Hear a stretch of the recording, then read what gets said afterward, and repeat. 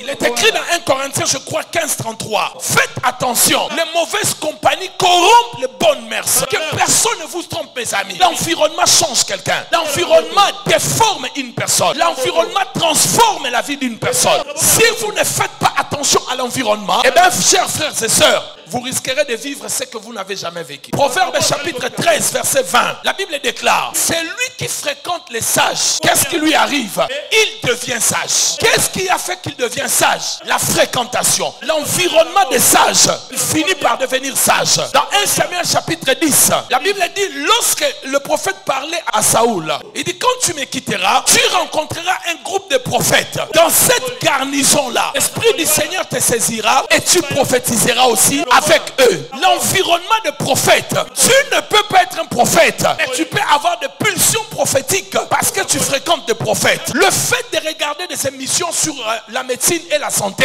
je peux vous expliquer quelques propos de la médecine. Alors que je ne suis pas médecin, je n'ai même pas fait l'année préparatoire. Mais le fait d'écouter, de regarder, ça commence à me donner certaines informations. Regardez, prenez des jumeaux. Ils sont nés aujourd'hui au Congo. Vous prenez un, vous le faites adopter au Tibet. Quand vous ramènerez les deux enfants, les deux en France, à l'âge de 18 ans, celui qui était resté au Congo, il parlera le français, probablement il sera chrétien. Celui qui était parti au Tibet parlera le mandarin et il sera probablement bouddhiste. Mais qu'est-ce qui fait que les deux jumeaux ne sont pas identiques? Ils n'ont pas grandi dans le même environnement. L'environnement est très important pour le changement. L'environnement est puissant, mon ami. Donc vous allez voir quelqu'un devenu pasteur, mais il fait le costume avec les tirettes comme Papa Wemba. Donc, ça veut dire il a tellement grandi dans cet environnement, même quand il devient pasteur, le costume de deux boutons, bretelles. Hein? Ah non, il dit non, ça ce sont des vieillards. Moi, ça ne marche pas comme ça. L'environnement vous change, mes amis. C'est tellement puissant l'environnement. Voilà pourquoi la Bible dit, les mauvaises compagnies corrompent les bonnes mœurs. Si vous regardez votre vie, vous allez voir que l'environnement vous a changé. Les amis vous ont changé. Il y a des choses, c'était des antivaleurs pour toi. À force de fréquenter ces personnes, cet endroit-là, petit à petit, ça devient normal. Ça finit par devenir l'habitude. Il n'y a pas de changement si on ne change pas notre environnement. Tout ce que vous êtes aujourd'hui sont le fruit de votre environnement. Je vous dis la vérité. C'est tellement important ce que je vous dis. Le changement. L'environnement est très important.